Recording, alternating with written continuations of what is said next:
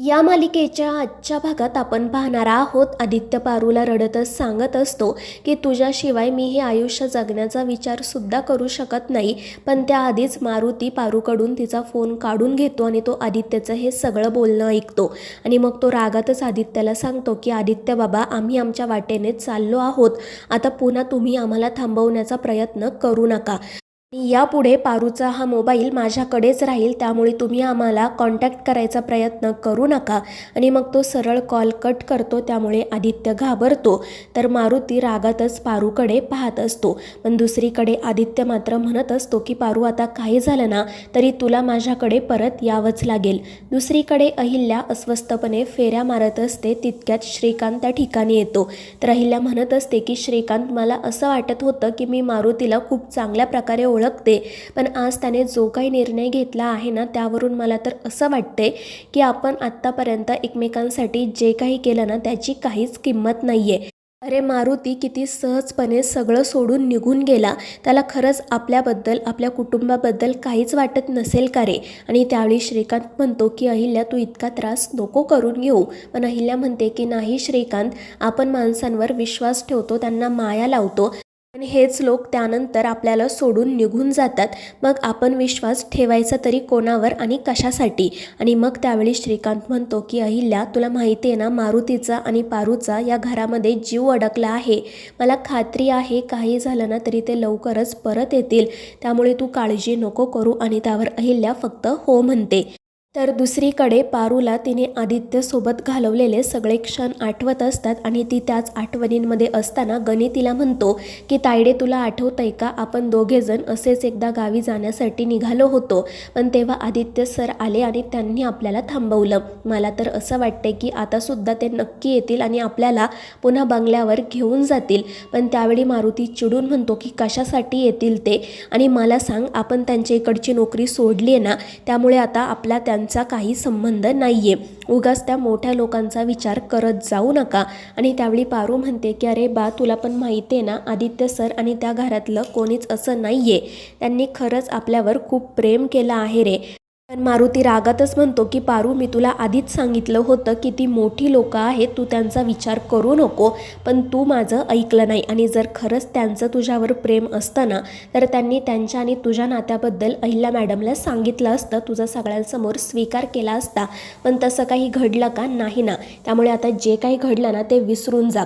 आता आपण ज्या ठिकाणी जाणार आहोत ना, त्या ठिकाणी तुम्ही दोघेही तुमच्या नवीन आयुष्याला सुरुवात करा. गणेशसुद्धा तिथेच कुठेतरी शाळेत जाईल आणि लवकरच मी तुझ्या लग्नाचं सुद्धा पाहील.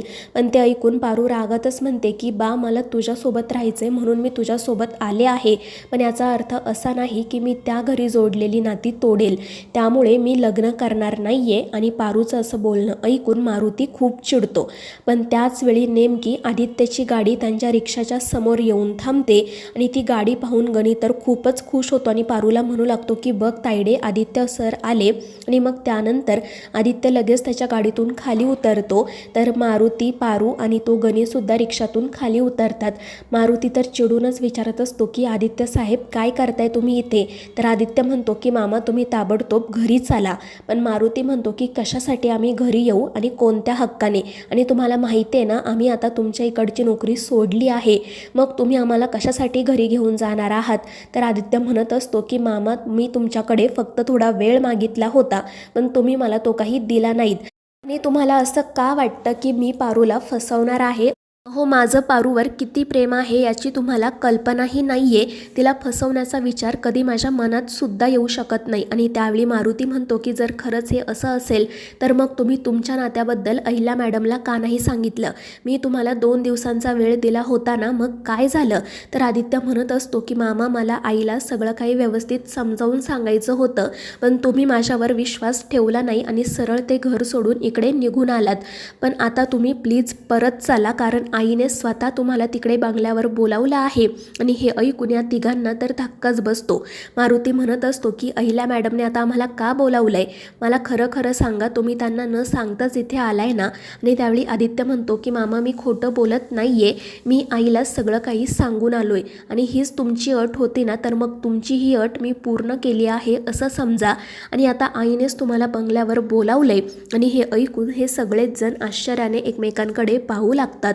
मारुती म्हणतो की मला चांगलंच माहिती आहे की आता जरी अहिल्या मॅडमने आम्हाला तिकडे बोलावलं असेल ना, तरी तिकडे गेल्यानंतर ते सगळेजण मिळून आमचा अपमानच करतील, मला काय काय ऐकवतील याची मला कल्पना आहे. पण ठीक आहे, अहिल्या मॅडमने बोलावले तर मग मी नाही म्हणणार नाही. आम्ही येतो परत बंगल्यावर, पण मग त्यानंतर आम्ही 1 मिनिटसुद्धा तिथे थांबणार नाही, हे लक्षात ठेवा. आणि त्यावेळी आदित्य वैतागून म्हणतो की ठीक आहे, तुम्ही आधी आईसोबत बोला तरी, आणि मग त्यानंतर काय करायचं हे आपण बघूयात.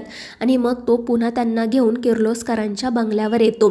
तर गणी आनंदानेच पारूला म्हणत असतो की तायडे चल, आपण आपलं सामान लगेच घरात ठेवूयात. पण त्यावेळी मारुती म्हणतो की लगेच घाई करू नका, आधी जाऊन आपण अहिल्या मॅडमसोबत बोलूयात. आणि मग आदित्य त्या तिघांना घेऊन घरात येतो. तो अहिल्याला सांगतो की आई बघ, तू सांगितल्याप्रमाणे मी मारुती मामांना घेऊन आलोय. त्यामुळे मग अहिल्या उठून उभी राहते. त्यामुळे सगळेच जण दरवाजाकडे पाहू लागतात. मग मारुती, पारू आणि गणी आतमध्ये येतात.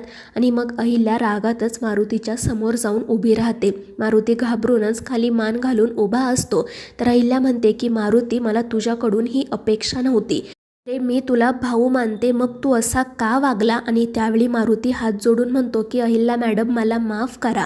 खरं तर मी इमाने इतबारे इतकी वर्ष तुमची या घराची सेवा केली आणि मला ना कधीच तुमच्याशी खोटं बोलायचं नव्हतं, खोटं वागायचं नव्हतं.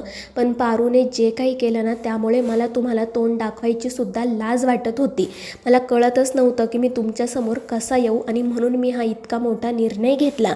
आणि या सगळ्याचा ना मला पश्चातापसुद्धा होतोय. पारूने जे काही केलं त्याबद्दल मी तिचा तर जीव घेण्याचा सुद्धा प्रयत्न केला. आणि हे ऐकून अहिल्या म्हणते की अरे, तुला त्याचीच तर लाज वाटायला हवी ना, तू पारूचा जीव घेण्याचा विचारच कसा काय करू शकतो. तुला असं वाटलंच कसं काय की मी आणि श्रीकांत या नात्याला विरोध करू. आणि अहिल्याचं ते बोलणं ऐकून पारू, मारुती आणि गणी आश्चर्याने तिच्याकडे पाहू लागतात. तर घरातील सगळेजण हसत असतात. आणि मग त्यानंतर अहिल्या मारुतीला म्हणते की हे बघ, पारूसारखी गोड मुलगी कोणाला नको असेल, अरे तिच्या लग्नाची तू का काळजी करतोय. आणि मला सांग, पारू आणि आदित्य सज्ञान आहेत ना, त्यांना त्यांच्यासाठी योग्य ते निर्णय घेता येतात. काय चूक काय बरोबर हे त्यांना व्यवस्थित माहिती आहे. आणि मुळात त्यांना त्यांच्या मर्यादांची जाणीव आहे. त्यामुळे तू काही काळजी करू नको. हवं तर तू असं समज की पारू माझी ठेव आहे, जी काही दिवसांसाठी मी तुझ्या घरात ठेवली आहे. त्यामुळे आता तू तिला काही बोलायचं नाही, तिची व्यवस्थित काळजी घ्यायची. आणि अहिल्याचं हे बोलणं ऐकून मारुतीचा आणि पारूचा आनंद तर अगदी गगनात मावेनासा होतो. आणि मग अहिल्या मारुतीला म्हणते की मारुती, मी तुला शब्द देते की या लग्नाची जबाबदारी माझी असेल. फक्त हे सगळं वातावरण थोडंसं निवळू दे आणि मग किर्लोस्कर धूमधडाक्यामध्ये हे लग्न लावून देतील. तू काहीच काळजी करू नको. आणि ते ऐकून मारुतीला खूप आनंद होतो. तो अहिल्यासमोर हात जोडून म्हणतो की मी खरंच भाग्यवान आहे की मला तुमच्यासारखे मालक मिळाले. आणि मग त्यानंतर पारू अहिल्याचा आणि श्रीकांतचा आशीर्वाद घेते. तर मारुती त्याने जाताना श्रीकांतकडून जे पैसे घेतलेले असतात ते पैसे त्याला परत करतो. आणि मग त्यानंतर ते पुन्हा त्यांच्या घरी जातात.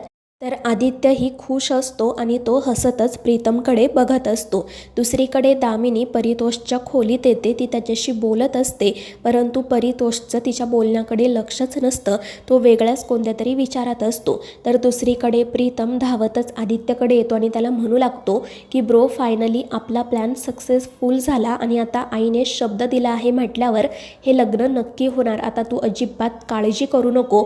पारूसुद्धा परत आली आहे, तुझं फ्युचर ब्राईट असणार आहे. आणि त्यावेळी आदित्य म्हणतो की प्रीतम, मला खरंच खूप भीती वाटते रे. पण प्रीतम त्याचं काही ऐकून घेत नाही आणि तो तेथून निघून जातो. तर आदित्य मनाशी म्हणत असतो की आता मला लवकरात लवकर पारूसोबत बोलायला हवं. तर मित्रांनो, या मालिकेच्या पुढील भागांच्या अपडेट्ससाठी आपल्या चॅनेलला सबस्क्राईब करा.